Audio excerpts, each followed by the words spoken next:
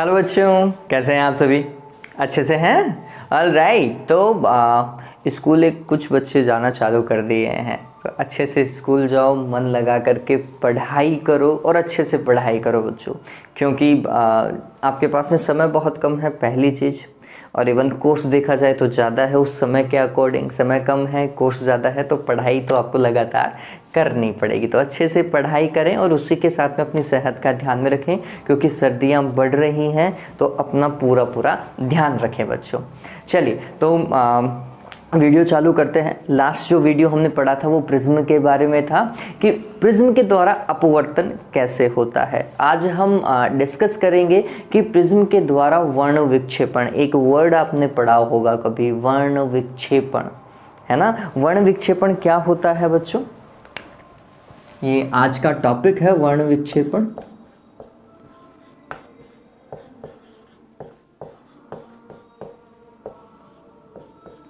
इसे बोलते हैं डिस्पर्जन।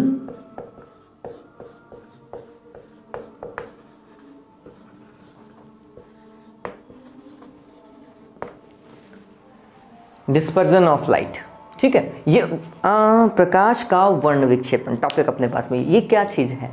तो आपको कभी याद हो बच्चों, आप जब कलर्स के बारे में पढ़ते हैं, है ना, कि 7 रंग हो जाते हैं श्वेत प्रकाश के, ठीक है, और किसी के नहीं। श्वेत प्रकाश जो होता है, सफ़ेद प्रकाश जो होता है, सनलाइट जिसे हम सामान्यतः मानते हैं, उसके क्या हो जाते हैं, कई बार 7 रंग हमें दिखाई देते हैं। जैसे रेनबो में हमें 7 रंग दिखाई देते हैं। वो 7 रंग क्यों दिखाई दिए? वो ये है बच्चों, वर्ण विक्षेपण। श्वेत प्रकाश जब भी किसी प्रिज्म से बाहर निकलता है बच्चों, तो वह निर्गत प्रकाश अपने 7 मूलभूत रंगों में विभक्त हो जाता है। मतलब श्वेत प्रकाश अपने 7 रंगों में क्या हो जाता है, टूट जाता है, विपाटित हो जाता है। इसे ही क्या कहते हैं? वर्ण विक्षेपण कहते हैं, ठीक है। ये डायग्राम आपको मैंने लास्ट वीडियो में भी दिखाया था। देखो 7 रंग दिखाई दे रहे होंगे, आपको दिखाई दे रहे हैं। इससे पहले एक बहुत इंपॉर्टेंट चीज है, वो अपन डिस्कस करना रह गया था, वो मेरे दिमाग से भी निकल गया, लेकिन इंपॉर्टेंट है। कई बार एग्जाम में 1 नंबर का क्वेश्चन पूछा जाता है। देखिए वो क्वेश्चन लिख लीजिए, ये टॉपिक चालू करने से पहले वो क्वेश्चन लिख लीजिए। क्या है वो सवाल? देखिए, प्रिज्म हेतु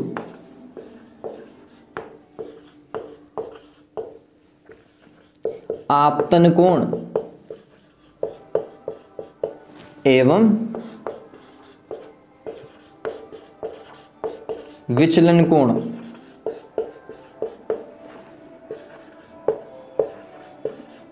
के मध्य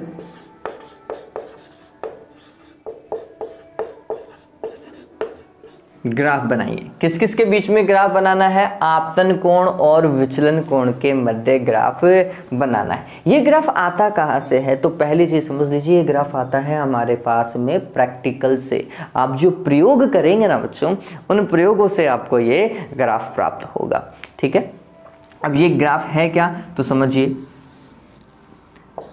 इस तरफ विचलन कोण होगा डेल, और इस तरफ होगा आपतन कोण आई, और ये ग्राफ कुछ इस तरीके का जाता है,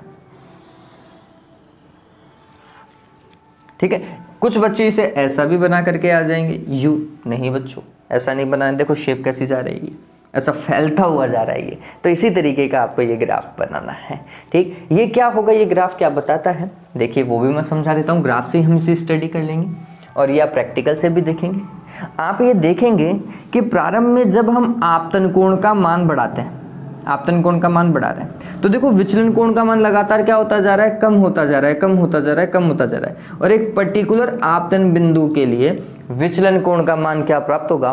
न्यूनतम प्राप्त होगा। ये वाला जो विचलन कोण है ना, जहां पर विचलन कोण का मान बिल्कुल मिनिमम है, इससे मिनिमम नहीं प्राप्त हुआ, इसे हम बोलते हैं न्यूनतम विचलन कोण। क्या बोलते हैं इसको? न्यूनतम विचलन कोण। न्यूनतम विचलन कोण की कंडीशन क्या थी कि जब आपतन कोण का मान निर्गत कोण के बराबर होता है, उस स्थिति में हमें न्यूनतम विचलन प्राप्त होता है। पता है ये तो। फिर आपतन कोण का मान बढ़ाने पर विचलन कोण के मान में भी क्या होती जाती है? वृद्धि होती जाती है, ठीक है। चलिए मैं वापस इसे रिपीट कर देता हूं। ये क्या चीज बता रहा है? ये ग्राफ बता रहा है कि प्रारंभ में जब आपतन कोण का मान बढ़ाया जाता है तो विचलन कोण के मान में लगातार कमी आती जाती है। एवं जब आपतन कोण का मान निर्गत कोण के बराबर हो जाता है उस स्थिति में प्राप्त विचलन न्यूनतम होता है, जिसे न्यूनतम विचलन कोण कहते हैं या न्यूनतम विचलन कहते हैं। अब इस स्थिति से अधिक आपतन कोण के लिए जैसे जैसे आपतन कोण का मान बढ़ाया जाता है विचलन के मान में भी वृद्धि होती जाती है। यह आपको दिखाई देगा कि विचलन का मान लगातार बढ़ता जाएगा। ठीक है, तो ये ग्राफ सिर्फ और सिर्फ एग्जाम पर्पस के लिए और प्रैक्टिकल पर्पस में बहुत इंपॉर्टेंट है। प्रैक्टिकल में आप देखेंगे कि इस तरीके का ग्राफ आएगा। प्रिज्म वाला जो पर्टिकुलर क्या कह सकते हैं प्रैक्टिकल जो है ना बच्चों, वो बहुत टिपिकल है, देखने में निहायत ही सिंपल, काम करना भी सिंपल है इसका, लेकिन जब आप प्रिज्म का डायग्राम बनाने लगोगे ना आपको पता चलेगा कि वो खांडे की धार है। बच्चों के कोण ही नहीं आते, ये जो विचलन कोण है ना ये मिसमैच हो जाते हैं बीच में, पहला दूसरा सही बनाते हैं, उसके बाद में जो बची हुई 4 रीडिंग लेनी पड़ती है ना, 6 रीडिंग लेते हैं आजकल, तो 6 में से 2 तो सही बैठ जाती है बच्चों की, लेकिन बची हुई 4 रीडिंग में बेचारों के ऐसे चूक होता है, पता ही नहीं चलता कि कहाँ पे पिन ठोकनी है, पता ही नहीं चलता कि पिन को कहाँ पे एडजस्ट करें, है ना, दिखाई देता है लेकिन वो अलाइन नहीं कर पाते हैं। तो प्रिज्म वाला प्रैक्टिकल करने में बहुत टिपिकल है बच्चों। तो जिनके भी वो प्रैक्टिकल आए ना तो ध्यान में रखो कि तुम्हें तो जल्दी जल्दी काम टिकाना है। हाँ, ये बात और ध्यान रखना, प्रैक्टिकल जब भी काम करते हैं ना बच्चों, कभी भी जल्दीबाजी मत करना, कॉपी में काटा पीटी नहीं होनी चाहिए। आपको आए तो आप आराम से जल्दी जल्दी कर दो, कोई दिक्कत नहीं है, लेकिन नहीं आ रहा है ना तो ऐसे बस शांत बैठ जाना, टीचर आएंगे वो आपको बताएंगे, वैसा वैसा कर लेना, काटा पीटी नहीं करनी है, क्योंकि उसमें काटा पीटी कर दी नंबर गायब हो जाएंगे। ठीक है, चलिए, तो ये पता चल गया, इस चीज़ को ध्यान में रखना, न्यूनतम विचलन में ये कंडीशन जरूर लगा के आए ग्राफ के अंदर। ठीक है, चलिए अब बात करते हैं वर्ण विक्षेपण की। तो मैंने आपको बताया भी कि जब श्वेत प्रकाश आपतित होता है किस पर, प्रिज्म पर, ठीक है, तो वो अपने 7 रंगों में विभक्त हो जाता है, इसे ही हम क्या कहते हैं, वर्ण विक्षेपण कहते हैं। तो इसको कुछ ऐसा बनाऊं मैं, ये हमारे पास में प्रिज्म, ठीक है, ABC नाम दे दूं, और यहां पर प्रकाश की किरण आ रही है ऐसी यू, और अगर ये प्रिज्म नहीं होता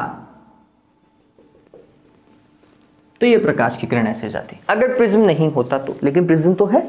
ठीक, तो इस प्रकाश की किरण का यहां पर क्या हुआ, अपवर्तन हुआ, और ये प्रिज्म में अपवर्तन के बाद में 7 रंगों में डिवाइड हो जाती है बच्चों, यूं 3 4 5 6 और 7। ठीक है, ऐसे 7 रंगों में ये क्या हो जाती है, डिवाइड हो जाती है। क्यों डिवाइड हुई इसका कारण हम समझेंगे। और ये विचलित हो रही है ना ऐसा,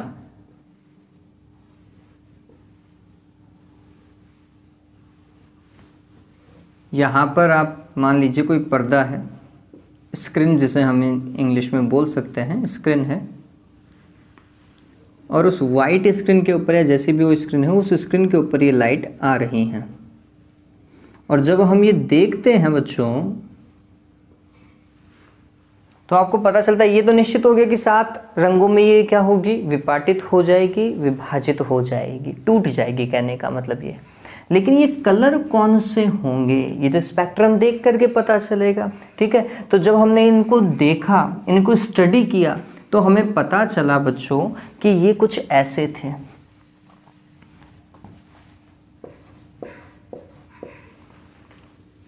ये शायद आपको मैंने पहले भी बता रखा है, विबग्योर।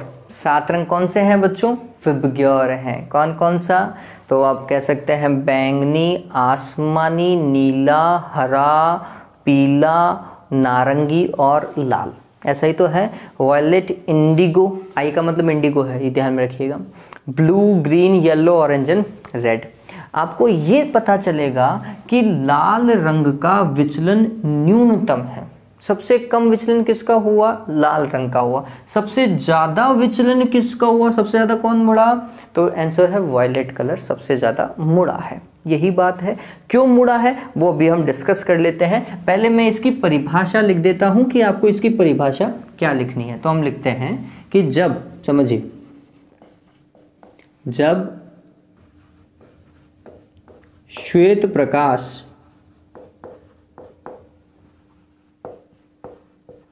किसी प्रिज्म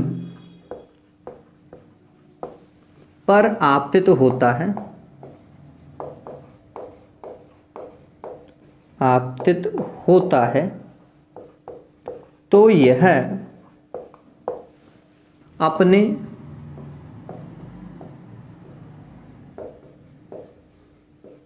मूलभूत रंगों, और वो कौन कौन से रंग हैं लिख लीजिएगा। बैंगनी, जिसे जामुनी भी लिख देते हैं, बैंगनी, आसमानी, नीला, हरा, पीला, नारंगी, और लास्ट वाला क्या था? लाल था, में विभक्त हो जाता है, या फिर आप लिख दीजिए विपाटित हो जाता है, टूट जाता है, विपाटित हो जाता है। यह घटना ही क्या कहलाती है? प्रकाश का वर्ण विक्षेपण कहलाती है, वर्ण विक्षेपण कहलाती है। तो ये हमें समझ में आ गया कि ये वर्ण विक्षेपण था। ठीक है। और बच्चों ये श्वेत प्रकाश का स्पेक्ट्रम भी है। अगर आपको कोई पूछे कि श्वेत प्रकाश के स्पेक्ट्रम में कितने रंग होते हैं, आंसर है 7 रंग होते हैं। कौन से होते हैं वो अपने सामने लिख दिया है। तो ये ध्यान में रखिएगा, श्वेत प्रकाश के स्पेक्ट्रम में कितने रंग होते हैं? 7 रंग होते हैं। ठीक है, और सामने है वो आंसर आपके। ठीक, चलिए अब आगे हम इस चीज को और समझ लेते हैं कि ये रंग अलग अलग क्यों हुए, हमें एक जगह पर ही क्यों नहीं दिखाई दी। इसका एक रीजन है बच्चों। क्या रीजन है वो समझिए। आप सभी ने पढ़ रखा है, देखिए इस चीज को आप सभी ने पढ़ रखा है। जो लास्ट में हमने टॉपिक डिस्कस किया था बच्चों, डेल विचलन क्या था? अपवर्तनांक में से एक को घटा दीजिए और उसे किससे गुणा कीजिए? ए से गुणा कीजिए, प्रिज्म कोण से। तो आप देखेंगे सभी रंगों के लिए प्रिज्म कोण तो समान ही है। क्यों? क्योंकि वही प्रिज्म ले रहे हैं, तो ए के मान में कोई परिवर्तन नहीं है। तो जब हम विचलन पढ़ते हैं तो हमें ये तो पता चल गया कि सभी रंगों के लिए प्रिज्म कोण समान था। ठीक है, तो फिर कौन सी चीज चेंज है रंगों के लिए? आंसर है अपवर्तनांक। हर एक रंग के लिए उसका अपवर्तनांक अलग हो जाता है, प्रिज्म के पदार्थ का अपवर्तनांक अलग हो जाता है। ये किसने बताया था? आंसर है ये काशी फॉर्मूला, आपने पढ़ा है ना। क्या था भाई काशी सूत्र? आप सभी को पता होना चाहिए कि अपवर्तनांक होता है a+b/λ²। ठीक है, तो अब ये थोड़ा समझते हैं। यहां से ये हमें पता चला कि तरंगदैर्घ्य अलग अलग होने पर उसके लिए अपवर्तनांक भी अलग अलग होगा। अपवर्तनांक अलग अलग होगा तो फिर विचलन भी अलग अलग होगा। डेल क्या था? विचलन था, प्रिज्म के कारण निकाला है हमने। ठीक है, तो हमें क्या पता चला कि तरंगदैर्घ्य परिवर्तित होने के कारण प्रत्येक रंग के लिए प्रिज्म का अपवर्तनांक अलग होता है। प्रिज्म का अपवर्तनांक अलग हुआ तो फिर प्रत्येक रंग के लिए विचलन कोण भी अलग अलग होगा। ठीक है, चलिए अब लाल रंग का विचलन कम क्यों हुआ तो वो समझिए। अगर तरंगदैर्घ्य ज्यादा होगी, समझिए लाल की बात कर रहा हूं मैं, लाल में क्या कॉन्सेप्ट बैठा कि तरंगदैर्घ्य लाल की क्या थी? ज्यादा थी। तरंगदैर्घ्य ज्यादा होने के कारण अपवर्तनांक क्या हो गया? कम हो गया। अपवर्तनांक कम होने के कारण विचलन क्या हो गया? कम हो गया। पता चला क्या? इसलिए लाल रंग का विचलन कम होता है। ठीक है, फिर बैंगनी की बात करते हैं, वॉयलेट की बात करते हैं। तो इसके लिए हमने बोला कि तरंगदैर्घ्य सबसे कम किसकी होती है? इसी की होती है। तरंगदैर्घ्य कम होने के कारण उसके लिए प्रिज्म का अपवर्तनांक क्या हो गया? ज्यादा हो गया। प्रिज्म का अपवर्तनांक ज्यादा हुआ तो फिर उसका विचलन भी क्या होगा? सर्वाधिक होगा। पता चला क्या कारण? पता चला। अब लिखने का तरीका देखिए, क्योंकि बच्चों को ये चीज़ तो समझ में आ जाती है लेकिन लिख नहीं पाते हैं। तो लिखने का तरीका क्या है, तो हम समझना है इस चीज़ को कि हमें पता है, हमें पता है क्या भाई, आप लिखेंगे del is equals to mu minus 1 into A. ठीक है, फिर आप तथा और क्या, mu is equals to A plus B divided by lambda square. ठीक है, ये दोनों चीजें हमने लिखी। फिर लिखेंगे लाल रंग, अब हमें इतना नहीं करना, हमें तो ये बताना कि रंग अलग अलग क्यों हुए। तो हमने बोला कि अतः स्पष्ट है, अतः स्पष्ट है कि प्रत्येक रंग की तरंगदैर्घ्य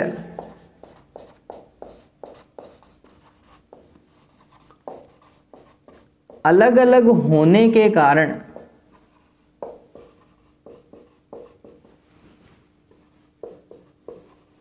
उनके संगत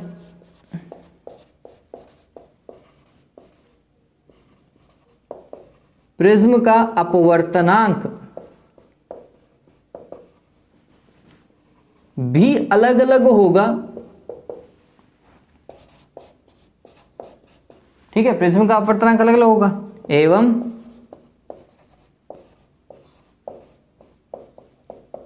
अपवर्तनांक अलग अलग होने के कारण, अलग अलग होने के कारण क्या भाई, विचलन भी भिन्न भिन्न होगा, विचलन भी भिन्न भिन्न होगा। पता चल गया ये चीज तो ठीक। और फिर आप ये याद रखने के लिए लिख लीजिएगा कि अगर कोई पूछे कि लाल और बैंगनी के लिए, ये लाल और बैंगनी के लिए विचलन अलग अलग क्यों होता है और एक का ज्यादा और एक का कम क्यों होता है, तो हम यही बोलेंगे कि तरंगदैर्घ्य लाल की ज्यादा थी इसलिए अपवर्तनांक कम था, इसलिए विचलन भी कम होगा। ठीक है, ये ध्यान में रखिएगा। पता चल गया ये चीज। चलिए, इस चीज को मेरे हिसाब से आप सभी उतार लेंगे, इसमें कोई दिक्कत नहीं होगी, है ना। चलिए, तो वीडियो को बच्चों पॉज कर लीजिएगा और फिर नेक्स्ट टॉपिक के ऊपर अपन डिस्कस करें। ऑलराइट, चलिए तो नेक्स्ट पॉइंट के ऊपर डिस्कस करते हैं। नेक्स्ट पॉइंट है हमारे पास में बच्चों कोणीय विचलन। नेक्स्ट क्या है बच्चों, कोणीय विचलन, एंगुलर डिस्पर्जन। ठीक है, अभी अपन ने क्या पढ़ा, डिस्पर्जन ऑफ लाइट, अब हम पढ़ रहे हैं एंगुलर डिस्पर्जन। बहुत इंटरेस्टिंग पॉइंट है बच्चों, ये छोटे से पॉइंट है लेकिन बहुत अच्छे पॉइंट हैं, तो ये हटा रहा हूं मैं, है ना।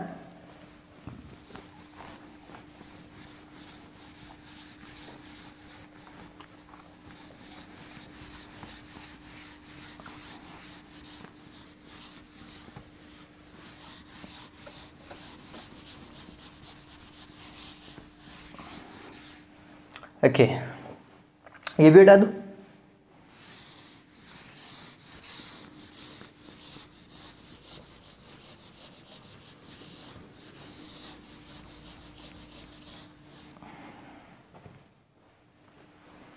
देखिए, अब हम बात करते हैं कोणीय विचलन की।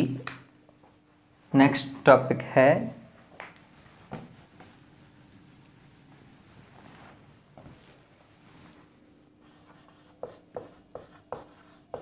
कोणीय विचलन या कोणीय वर्ण विक्षेपण।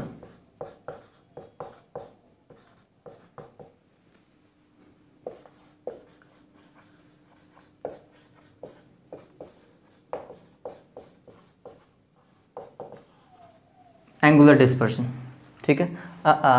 ये एंगुलर डिस्पर्शन आप लिख लीजिएगा, मेरे को इसको मिटाना पड़ेगा। ठीक है, तो टॉपिक ध्यान में रखिएगा, कोणीय वर्ण विक्षेपण की हम बात कर रहे हैं। यहां पे मैं लिख देता हूं एंगुलर डिस्पर्शन।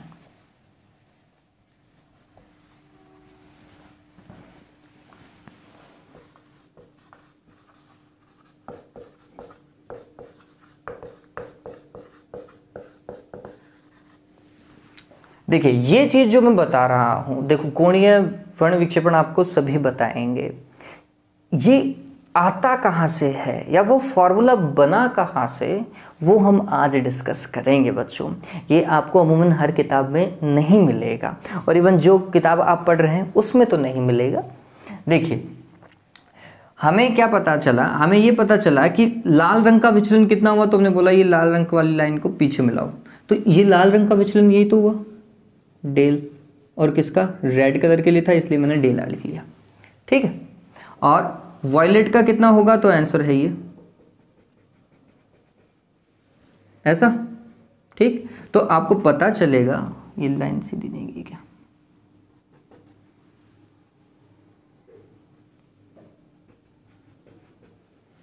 ठीक है, जाने तो ये तो भी सीधी नहीं है मेरे से अभी, ओके जो भी है, ठीक। ऐसे गई है पीछे की ओर, तो ये आपको पता चलेगा कि ये वाला कोण क्या है,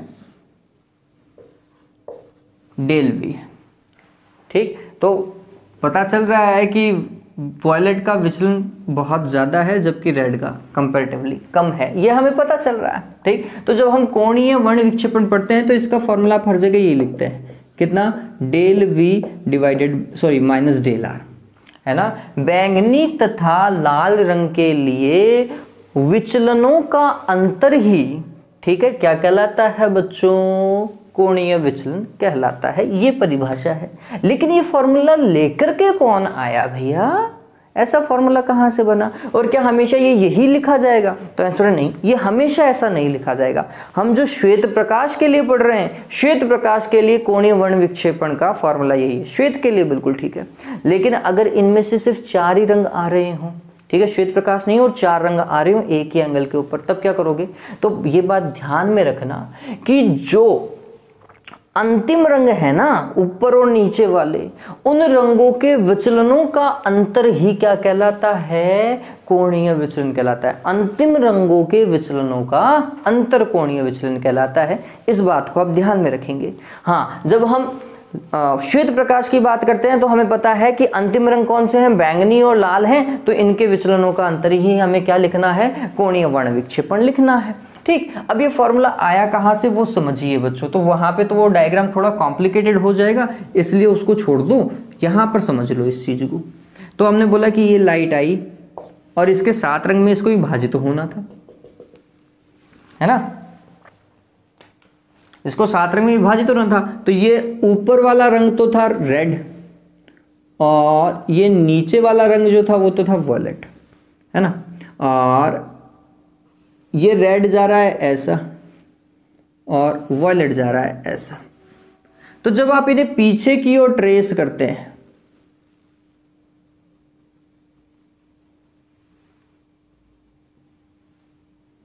है ना, तो पीछे की और यहां पर ये जो कोण बन रहा है बच्चों, ये कोणीय विचलन है, ये बात ध्यान में रखना। ये दैट एंगल इज कोणीय विचलन।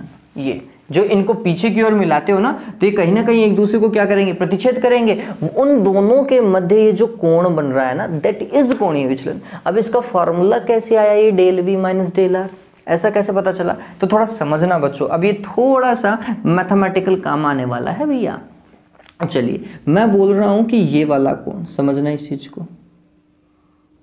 ये वाला डेल आर है, ठीक है। अगर ये डेल आर है तो समझना ये डेल आर कैसे, इस लाइन और इस लाइन के बीच में बन रहा है क्या, तो आप कहेंगे कि आमने सामने के कोण बराबर होते हैं, तो ये वाला जो कोण है ना, ये भी क्या होगा, डेल आर होगा।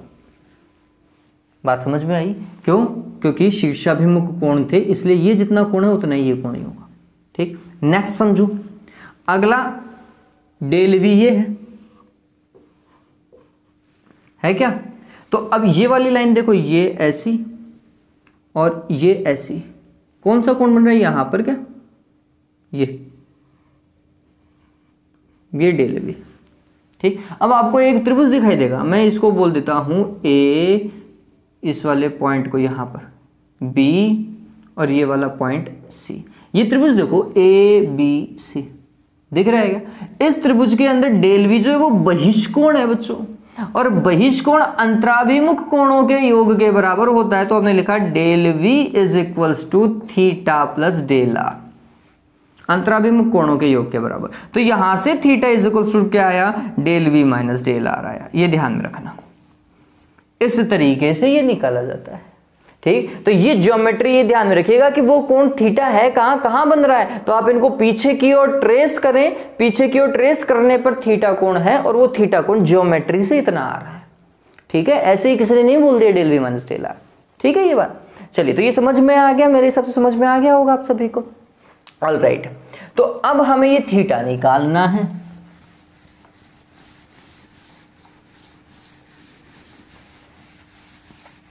देखिए बहुत सिंपल था ये कैलकुलेट करना बहुत ज्यादा सिंपल है। लिख लीजिएगा, थ्योरी की लाइन क्या लिखेंगे, बैंगनी तथा श्वेत प्रकाश के लिए बैंगनी तथा लाल रंग के विचलनों का अंतर ही कोणीय वर्ण विक्षेपण कहलाता है। ये लिख लीजिएगा, ठीक है। अब इसका फॉर्मूला क्या होगा डेल वी का, तो हमें पता है, देखिए समझिएगा, डेल इज इक्वल टू मैंने क्या बताया था, म्यू माइनस 1 इंटू ए, यही तो बताया था। फिर जब हम वॉयलेट कलर के लिए लिख रहे हैं, मतलब बैंगनी के लिए लिख रहे हैं, तो फिर उसका अपवर्तनांक तो चेंज था, म्यू वी, ठीक है। और जब हम रेड कलर के लिए लिख रहे हैं, लाल रंग के लिए, तो फिर ये क्या हो जाएगा, लाल रंग के लिए अपवर्तनांक -1 इंटू ए। ठीक है ये बात। चलिए, फिर मान रखने पर तो इसे समीकरण नंबर 1 डाल दीजिएगा, और ये समीकरण नंबर 2 और ये समीकरण नंबर 3, समीकरण 2 व 3 से समीकरण 1 में मान रखने पर, मान रखा भाई, तो थीटा इज इक्वल टू क्या आएगा, डेल वी, देखिए ये हो जाएगा म्यू वी माइनस 1 में से किसको, सॉरी इंटू ए में से किसको घटाएंगे, डेल आर को। डेल आर क्या है, म्यू आर माइनस 1 इंटू ए। आपको पता चलेगा ए को क्या लिया जा सकता है, कॉमन लिया जा सकता है। ए को हमने क्या लिया, कॉमन लिया। देखो तो अंदर इस तरफ क्या बच रहा है, आंसर है म्यू वी माइनस 1, इस तरफ तो ये बच रहा है, बीच में माइनस का निशान, फिर म्यू आर माइनस 1, ठीक है। और कॉमन क्या लिया था, ए को कॉमन लिया था। ये जो माइनस है इसे अंदर ले जाओ, तो ये क्या हो जाएगा, mu V minus 1 minus mu R और प्लस का 1 इंटू ए, 1 से 1 कैंसिल हो गया, तो फॉर्मूला फाइनली क्या बना, mu V minus mu R into A. ये ध्यान रखें, ठीक। अब क्या है, इससे हमें क्या पता चला, पहला, कोणीय वर्ण विक्षेपण किन कारकों पर निर्भर करता है, तो पहला कारक समझिए, सवाल क्या है, कोणीय वर्ण विक्षेपण किन कारकों पर निर्भर करता है। पहला कारक क्या है, ए, प्रिज्म कोण पर। किस पर बच्चों, प्रिज्म कोण पर, ये ध्यान में रखिएगा, ठीक है। दूसरा म्यू, म्यू क्या है, अपवर्तनांक। अपवर्तनांक किस पर निर्भर करता है, तरंग दैर्ध्य पर, तो हम बोलेंगे आपतित प्रकाश की तरंग दैर्ध्य पर।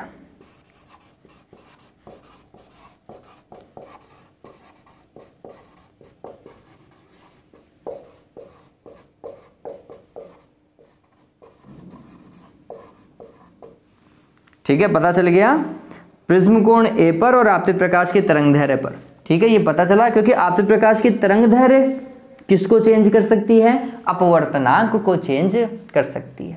ठीक है, ये समझ में आया। दूसरा सवाल सुनो, कोणीय, यदि किसी प्रिज्म हेतु, सुन लीजिए, यदि किसी प्रिज्म हेतु कोणीय वर्ण विक्षेपण अर्थात थीटा का मान ज्यादा है, यह क्या प्रदर्शित करता है। थीटा का मान अगर ज्यादा होगा तो क्या होगा बच्चों, सोचो, सोच करके बताओ, थीटा कहां बनना था वो समझिए।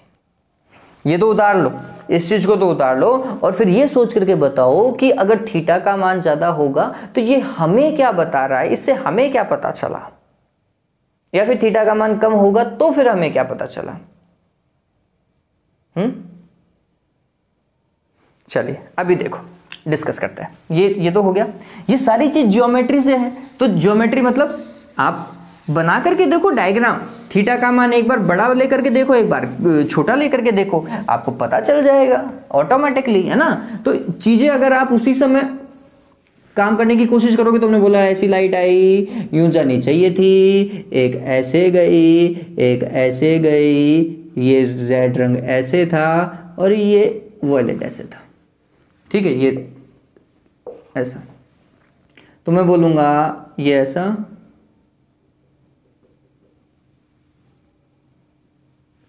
ये थीटा था। चलो एक बार तो ये थीटा, एक बार कलर ऐसा जाना चाहिए था, ऐसा मेरे से वो सीधा बैठा नहीं, आप सही बैठा लीजिएगा, है ना, ऐसा, और ये ऐसा, वॉयलेट ऐसा और ऐसा, ठीक। एक आपको ये कोण दिखेगा, एक कोण ये दिखेगा। ये वैसे मेरा थोड़ा इतना ठीक नहीं बैठा, इसको सही तरीके से ट्रेस करो, आपको पता चलेगा। सही तरीके से अगर आप ट्रेस करेंगे तो ये ऐसा,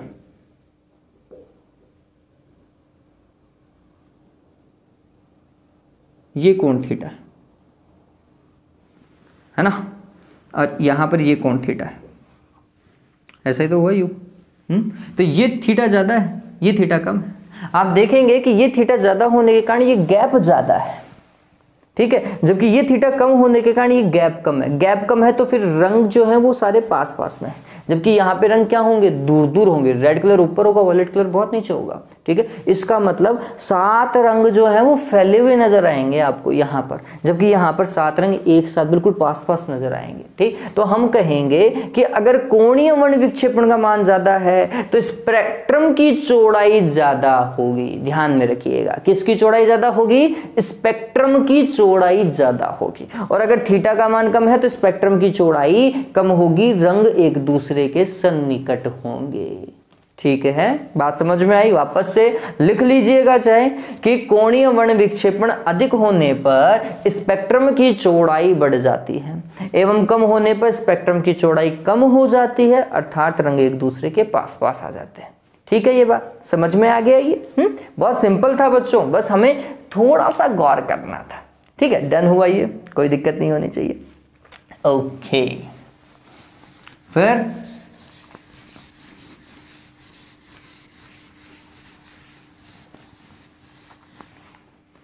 ये हो गया, डन है। अब इसके बाद में एक आता है विक्षेपण क्षमता। नेक्स्ट टॉपिक है हमारे पास में वर्ण विक्षेपण क्षमता।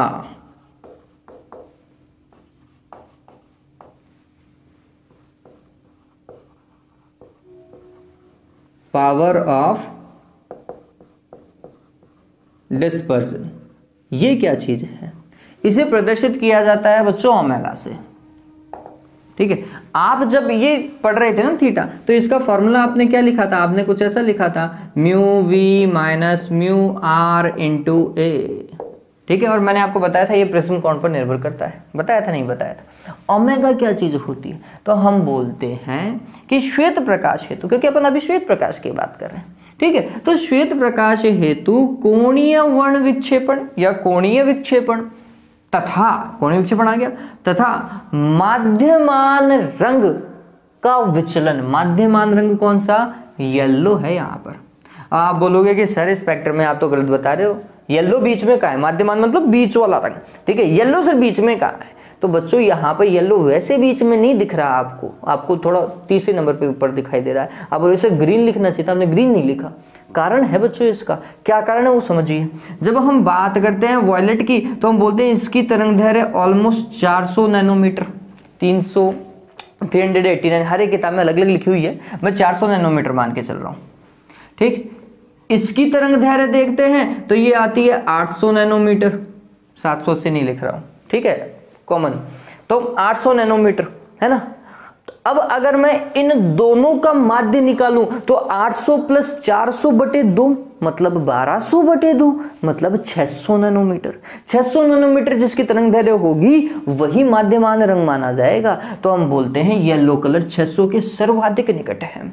इसकी तरंग दैर्घ्य 589 नैनोमीटर होती है, नैनोमीटर। तो 600 के सन्निकट ये था, ठीक है। तो हमने बोला 600 के सन्निकट ये है, तो इसका मतलब येलो कलर जो है, पीला रंग जो है, वो माध्यमान रंग माना जाएगा। ये ध्यान में रखना, ठीक है।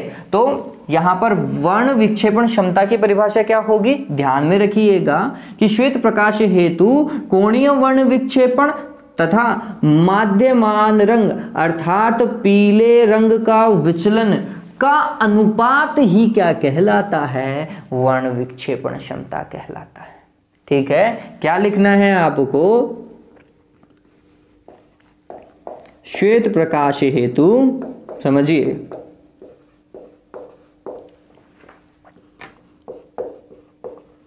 कोणीय वर्ण विक्षेपण तथा माध्यमान रंग, जो हम पीला ले रहे हैं, ठीक है, के विचलन का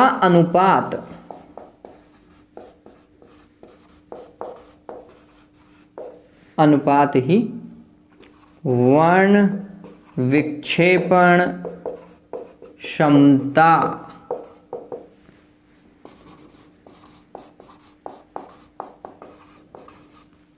कहलाता है। ठीक है, चलिए, तो ओमेगा, चलो कैलकुलेट करते हैं। किस तरीके से कैलकुलेट करेंगे? तो देखिए, omega is equals to theta divided by del V. Theta की वैल्यू देख लो, अब मैं क्या लिख सकता हूं? Del V minus del R divided by क्या? डेल वाई लिख सकता हूं। Del V minus del R देखो निकाल रखा है क्या भाई? Mu V minus mu R into A, ठीक है, डिवाइडेड ये डेल वाई कैसे निकालेंगे? तो ये क्या होगा? म्यू वाई माइनस 1 इंटू ए। अरे ऐसे ही तो लिखोगे ना, येलो कलर के लिए कॉन्सेप्ट तो यही चल रहा था, ऐसा ही लिखेंगे, रेड की जगह येलो करना था, वही तो मैंने किया। ए से ए क्या हुआ बच्चों? जाता रहा। आपको क्या पता चला? Omega mu V minus mu R divided by mu Y minus 1। इसका मतलब वर्ण विक्षेपण क्षमता जो है वो प्रिज्म कोण पर निर्भर नहीं कर रही। देखो प्रिज्म कोण ए आ रहा है क्या? नहीं आ रहा। ठीक है, इसका मतलब क्या है? यह प्रिज्म कोण पर निर्भर नहीं करती। इसका मतलब क्या हुआ? इसका मतलब यह मात्र आपतित प्रकाश की तरंग दैर्ध्य पे निर्भर कर रही, किस कोण पे आ रहा है उस पे निर्भर नहीं कर रही। ठीक है, ये कितने एंगल पे आपतित होता है इसके ऊपर वर्ण विक्षेपण क्षमता निर्भर नहीं करती। ये किस पे निर्भर करती है? आपतित प्रकाश की तरंग दैर्ध्य पर, क्योंकि तरंग दैर्ध्य चेंज होगी तो फर्तनांक चेंज हो जाएगा। ठीक है, ये बात समझ में आई? ये ध्यान में रखिएगा कि ये किस पे निर्भर करता है? आपतित प्रकाश की तरंग दैर्ध्य पर निर्भर करता है। फिर दूसरा वापस से, ओमेगा का मान ज्यादा, ओमेगा का मान अगर ज्यादा है तो इसका मान ज्यादा है, इसका मान ज्यादा है मतलब थीटा का मान ज्यादा है, थीटा का मान ज्यादा है तो फिर स्पेक्ट्रम की चौड़ाई ज्यादा होगी। ठीक है, ये बात। तो अगर कोई ये भी पूछ ले कि ओमेगा का मान ज्यादा है, यह क्या प्रदर्शित करता है? ये बताता है कि स्पेक्ट्रम की चौड़ाई अधिक है। ठीक है ये बात। ओके, तो ये डन हुआ। मेरे हिसाब से क्लियर हो गया होगा, इसमें कहीं कोई दिक्कत होनी नहीं चाहिए बच्चों, याद रख लीजिएगा। इसके ऊपर पर न्यूमेरिकल करेंगे। ओके, न्यूमेरिकल से पहले वापस से मैं उस सवाल को रिपीट करना चाहूंगा जो मैंने आपको बताया था कि लाल रंग का विचलन सर्वाधिक होता है जबकि लाल रंग का विचलन न्यूनतम होता है जबकि बैंगनी रंग का विचलन सर्वाधिक होता है। क्यों? सवाल लिख लीजिए, मैं लिखा ही रहा हूं। ये तो उतार लिया होगा आपने इतनी देर के अंदर, है ना? सुनते तो हो नहीं तुम मेरी, उतार ही लिया होगा। अरे होशियार की पूछ लियो, पढ़ना चालू कर दो।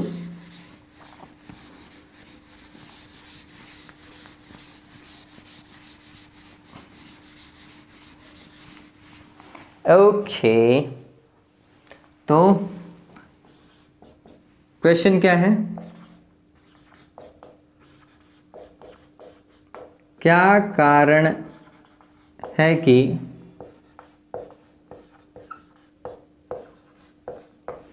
प्रिज्म में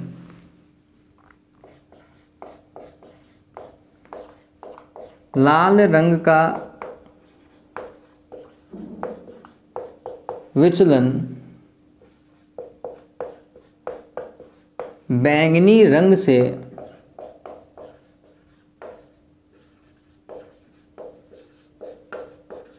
कम होता है? ठीक है, ये पूछ रहा है वो, कम होता है। तो हमें क्या लिखना है? वापस से देखो, तरीका वही है, हमें ज्ञात है और वो दोनों फॉर्मूले आपको चिपकाने हैं।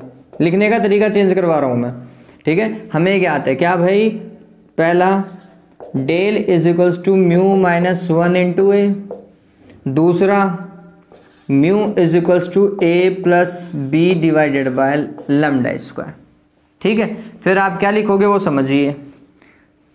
अतः लाल रंग की तरंगदैर्घ्य ज्यादा है किससे वॉयलेट कलर से। तरंगदैर्घ्य ज्यादा हो गई तो अपवर्तनांक लाल रंग का कम हो गया, अपवर्तनांक कम हुआ तो विचलन भी लाल रंग का कम हो गया। बात समझ में आई क्या? ये उतार दोगे, कोई पूछने वाला ही नहीं है कि कैसे लिखा, ठीक है। ऐसा कर दीजिएगा, ये उतारो, अतः ये करो, खत्म। 1 नंबर पर क्या, हालांकि 2 नंबर का आ सकता है ये सवाल, ठीक है। तो कोई नहीं रोकने वाला, डन हुआ ये। तो मेरे हिसाब से थ्योरेटिकल पार्ट आपका कंफर्म हो चुका है। जो सवाल अच्छा बन सकता था इसके अंदर वो भी मैंने बता दिया, और जो सीधे सीधे सिंपल परिभाषा वाले सवाल हैं वो भी मैंने आपको बता दिए हैं। अब क्या, अगर न्यूमेरिकल आए तो वो कैसा होगा, तो नेक्स्ट स्लाइड के अंदर, मतलब नेक्स्ट जो वीडियो आने वाला, नेक्स्ट मतलब इसी वीडियो का जो नेक्स्ट पार्ट आएगा उसमें आपको 3 क्वेश्चन इस तरफ दिखाई देंगे और सॉल्यूशन आपको सामने मिल जाएगा, ठीक है। तो अपन चलते हैं न्यूमेरिकल्स की ओर। लिया था, अगर आप क्वेश्चंस को देखेंगे बच्चों तो आपको पता चलेगा कि पहला जो सवाल है वो प्रिज्म से रिलेटेड है ना। जो अपन ने प्रिज्म पढ़ा था ना, उसके ऊपर प्रिज्म का एक लास्ट फॉर्मूला अपन ने पढ़ा था, वो विचलन कोण वाला, न्यूनतम विचलन कोण वाला, del M is equals to क्या बच्चों, म्यू माइनस 1 इंटू ए, या mu 2 minus 1, mu 2 1 minus 1 into A, ये पढ़ा था। तो उसके ऊपर एक सवाल दिया हुआ है। फिर एक सवाल हमने कोणीय विचलन के ऊपर कर लेना है, और एक सवाल हमने किसके ऊपर कर लेना है कि जो विचलन क्षमता है उसके ऊपर हमने कर लेना है। मतलब कोणीय विचलन के लिए हम ओमेगा निकालते हैं ना बच्चों, जिसे हम शक्ति भी बोलते हैं, पावर ऑफ डिस्पर्शन भी बोलते हैं, उसके ऊपर हमने एक सवाल कर लेना है। देखिए, तो पहला सवाल जैसा आप पढ़ पा रहे हैं वो देखिए, 5 डिग्री अपवर्तक कोण। अपवर्तक कोण का मतलब क्या होता है बच्चों, प्रिज्म कोण होता है, ठीक है। तो 5 डिग्री प्रिज्म कोण, तो मैं क्वेश्चन नंबर फर्स्ट लिख लेता हूं, और इसका पहला डेटा जो है वो मेरे को ए दिया हुआ है, वो है 5 डिग्री। और 5 डिग्री बच्चों बहुत कम वैल्यू है, इसका मतलब पतला प्रिज्म है, ये ध्यान में रख लीजिए। वाले कांच के प्रिज्म को पानी में डुबो दिया जाता है। अब प्रिज्म हवा में नहीं है, कहां पर है, पानी में है। तो अगर मैं इसको ऐसा समझूं तो कुछ ऐसा, ये प्रिज्म लिया, ठीक है, और इस तरफ हवा नहीं है, यहां पर जल है, और ये प्रिज्म हो गया, जो कि किसका बना हुआ होगा, कांच का बना हुआ होगा, डुबो दिया जाता है। यदि कांच और पानी के लिए अपवर्तनांक 1.5 और 1.33 हो, वो तो हमें वैसे ही पता है कि निरपेक्ष अपवर्तनांक कितना ही होता है। तो मेरे को पता है कि ये वाला जो माध्यम है जिसे मैं म्यू जी लिख रहा हूं, इसका अपवर्तनांक है 1.33 पानी का, ठीक है। और इसके लिए अपन ने लिखा म्यू, सॉरी जी कैसे लिख सकता हूँ, मैंने जल के हिसाब से बना दिया, वाटर आएगा, ठीक है। और इसे म्यू जी लिखूं तो ये होगा 1.5, ठीक है, जिसे मैं 3/2 भी लिख सकता हूँ, ठीक है, ओके। हो तो प्रिज्म से गुजरने वाली प्रकाश किरणों का विचलन ज्ञात करो। प्रकाश किरण का विचलन डेल इज इक्वल्स टू क्या होता है, पतले प्रिज्म के लिए, जिनके लिए प्रिज्म कोण ए का मान कम होता है, उनके लिए फॉर्मूला लिखा था म्यू 2 1 माइनस 1 इंटू ए, जिसे आप म्यू माइनस 1 इंटू ए भी लिख सकते हैं। म्यू का मान अब देखना पड़ेगा, ये क्या है, प्रिज्म का अपवर्तनांक माध्यम के सापेक्ष। प्रिज्म किसका बना हुआ है, ग्लास का, तो ये यहां पर कैसे लिखा जाएगा, म्यू जी। माध्यम कौन है, जल है, तो यहां पे लिखा जाएगा W माइनस 1 इंटू ए। इस पर्टिकुलर केस में ये जो सवाल दिया हुआ है ना, इस सवाल के अंदर इस डेल का या डेलम का मान आपको ऐसे निकालना पड़ेगा, ठीक है। चलिए कैसे काम करेंगे वो समझिए। तो हमने लिख लेना, इसे मैं कैसे लिख सकता हूँ, इसे मैं लिख सकता हूँ mu G divided by mu W, लिख सकते हैं ना बच्चों, माइनस 1 इंटू क्या हो जाएगा, ए हो जाएगा। चलिए म्यू जी क्या 1.5, जिसे हम क्या लिख सकते हैं 3/2। मैं कैलकुलेशन को सिंपल करने की कोशिश कर रहा हूँ, आप चाहें तो यहाँ पर 1.5 ही लिखें और 1.33 नीचे लिख लीजिएगा। और मैं इसे लिख लेता हूँ 4/3 माइनस 1 इंटू ए का मान कितना बच्चों 5 डिग्री। ठीक है, ये किसका मान है, डेल का मान। डन हुआ। तो फिर डेल बराबर क्या आ जाएगा, देखिए ये 3 ऊपर जाएगा तो 9 हो जाएगा, 9/8 माइनस 1 गुणा क्या बच्चों 5। देखो लघुत्तम लिया 8, 9 में से 8 गया, अरे यही तो होगा ना, 8 से गुणा हो जाएगा, गुणा होगा 5 डिग्री से, 1/8 है क्या, गुणा 5 डिग्री, तो कुल मिलाकर के 5/8 डिग्री आंसर है। ठीक है, इतना उसका क्या होगा बच्चों, विचलन होगा। आप चाहे तो मान निकाल लीजिए, पॉइंट लगा करके निकाल लीजिएगा। पॉइंट लगाओगे तो कितना आएगा, 856 नहीं, 8×48, 0.6 के आसपास में ये आपको आंसर देखने को मिलेगा। ठीक है, तो ये सिंपल सा सवाल था, आपको सिर्फ एक फार्मूला लगाना था और आपका आंसर यहाँ पर कैलकुलेट हो जाता। ठीक है, चलिए नेक्स्ट वाला क्वेश्चन पढ़िए बच्चों जल्दी से। डायग्राम अगर आपको समझ में आ गया ना तो मेरे हिसाब से आपको कहीं कोई दिक्कत नहीं आने वाली है। और एक मैंने आपको बताया था, हम एक्स्ट्रा क्वेश्चंस के लिए फाउंडेशन के पार्ट को देखते हुए भी नए वीडियो डालने वाले हैं। तो जैसे ही वो वीडियो आए मैं आपको सिर्फ इतना कहूँगा कि छोटे छोटे वीडियो बनाए हैं मैंने, 20 मिनट आधा घंटा के वीडियो होंगे, जिनके अंदर जो क्वेश्चन होंगे वो जल्दी जल्दी से देख लीजिएगा बच्चों, वो आपके लिए ही बेनिफिशियल होगा। ओके, अगला देखो बच्चों क्या बोल रहा है, दूसरा सवाल, 18 डिग्री कोण वाले एक पतले प्रिज्म, यहां पर भी वो पतले प्रिज्म की ही बात कर रहा है जिसका प्रिज्म कोण कितना है, 18 डिग्री है। ठीक है, से उत्पन्न कोणीय वर्ण विक्षेपण ज्ञात कीजिए। कोणीय वर्ण विक्षेपण मतलब बच्चों थीटा। थीटा क्या होता है, तो हमने पढ़ा है कि वॉयलेट कलर मतलब बैंगनी कलर के लिए विचलन माइनस लाल रंग के लिए विचलन, यही तो होता है। निकालें, यदि लाल तथा बैंगनी रंग के लिए अपवर्तनांक क्रमशः, देखो अब यह क्या दे रखा है हमें, तो हमें कुछ ऐसा दे रखा है कि लाल रंग के लिए अपवर्तनांक, जिसका प्रिज्म का अपवर्तनांक, सीधी सी बात है, लाल रंग के लिए प्रिज्म का अपवर्तनांक ये पहले पे आया तो ये पहले पे आएगा 1.5 है, तथा बैंगनी रंग के लिए अपवर्तनांक कितना 1.68, इतना ही दिया हुआ है। ठीक, चलिए तो यहाँ पे इसका एक फॉर्मूला और क्या बनता है, देखो मैंने लिख रखा है वहां पर, इसे हम लिख सकते हैं μv माइनस μr इंटू ए, ऐसा भी तो लिख सकते हैं। बताओ भाई, सारा डेटा दिया हुआ है बच्चों, तो थीटा की वैल्यू निकलेगी नहीं निकलेगी, क्या लिखेंगे भाई हम, तो यहाँ पे म्यूवी का मान कितना 1.68 माइनस 1.56 गुणा होगा किससे 18 से, 18 डिग्री से। ठीक, घटाओ भाई, 8 में से 6 गए तो 2, 6 में से 5 गया तो 1, 1 में से 1 गया तो 0, तो 0.12 गुणा क्या बच्चों 18 डिग्री, तो ये तो 10 हो गया 180 और 18 दूना 36, 180 और 36, वैसे तो मैं वैसे ही कर लेता ना, 18 दूना 36 का 6, 3, 18 एकम 18, 18 3 21, तो ये कुछ इतना डिग्री आएगा, 2.16 डिग्री। ठीक है, इतना उसका क्या है बच्चों, कोणीय विचलन है, ये बात ध्यान में रखिए। तो कोणीय वर्ण विक्षेपण आपको पता चल गया क्या चीज़ है, मैंने बताया भी था बच्चों, वीडियो अगर आपने शुरुआत से देखा है तो मैंने बताया था कि इसका मान जितना ज़्यादा होगा स्पेक्ट्रम उतना ही चौड़ा होगा, आपको सारे कलर जो हैं वो ज़्यादा चौड़ाई वाले दिखाई देंगे, है ना। चलिए तीसरा सवाल देखो, ये सिंपल था, बहुत ईजी है। ठीक है, और ये ध्यान में रखो कि ये कोणीय विचलन वाले सवाल जो है ना, कोणीय वर्ण विक्षेपण वाले सवाल जो है, ये सारे के सारे बहुत सरल हैं। विक्षेपण क्षमता और कोणीय विक्षेपण, इनके सवाल बहुत सिंपल हैं। देखिए नेक्स्ट, प्रिज्म के पदार्थ का अपवर्तनांक लाल, पीले और बैंगनी रंग के लिए क्रमशः दे रखा है। चलो बहुत सही, ये तो बहुत ज़्यादा सिंपल लग रहा है मेरे को। तीसरा सवाल तो क्या बोल रहा है, प्रिज्म के पदार्थ का अपवर्तनांक किस कौन कौन से रंग के लिए, लाल रंग के लिए, μr का मान कितना दे रखा है वो देखो, तो सबसे पहला वाला 1.609।